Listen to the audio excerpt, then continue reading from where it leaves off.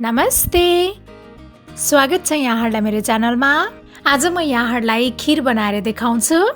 म चाहिँ यो खीर प्रेसर कुकरमा बनाउन गइरहेको छु। बिना झन्झट अनि एकदमै कम मेहनतमा प्रेसर कुकरमा चाहिँ एकदमै स्वादिलो खीर बनाउन सकिन्छ। प्रेसर कुकरमा खीर बनाउनको लागि मैले यहाँ आधा लिटर दुध चाहिँ प्रेसर कुकरमा राखेँ। दुध यहाँहरूले आफ्नो आवश्यकता अनुसार लिन सक्नुहुनेछ। अब यो दुधलाई चाहिँ राम्रोसँग उमाल्नुपर्छ। दुध चाहिँ राम्रोसँग उम्लिसकेको छ। त्यसपछि मैले यहाँ लिएको छु आधा कप चामल। मैले चाहिँ यो चामललाई 10 मिनट जति भिजाएर लिएको छु। यहाँहरूले चाहिँ जुनसुकै चामल युज गर्नु भए पनि हुन्छ।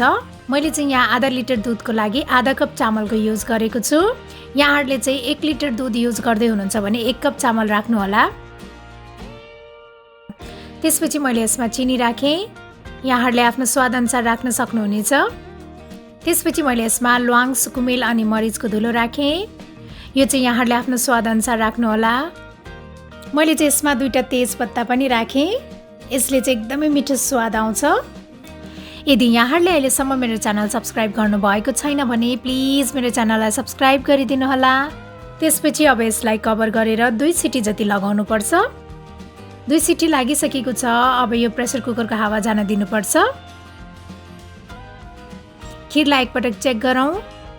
हाम्रो यो खीर चाहिँ राम्रोसँग पाकिसकेको छ। यो खीर चाहिँ एकदमै बाक्लो अनि एकदम क्रिमी बनेको छ। त्यसपछि मैले यसमा मसिनो पारेर काटेको ड्राई फ्रुट्स राखेँ। ड्राई फ्रुट्स चाहिँ यहाँहरूले आफ्नो स्वाद अनुसार राख्न सक्नुहुनेछ। साथै मलाई फेसबुक पेज र इन्स्टाग्राममा पनि फलो गर्नुहोस् है। अब हाम्रो यो खीर चाहिँ खानाको लागि रेडी भइसकेको छ।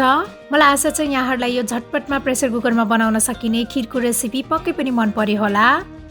र मेरो अरू यस्तै रेसिपीहरूको लागि प्लिज मेरो च्यानललाई सब्स्क्राइब गरिदिनु होला। अनि मेरो भिडियोलाई लाइक, सेयर र कमेन्ट गर्न नभुल्नु होला है। Thank you for watching. Bye by.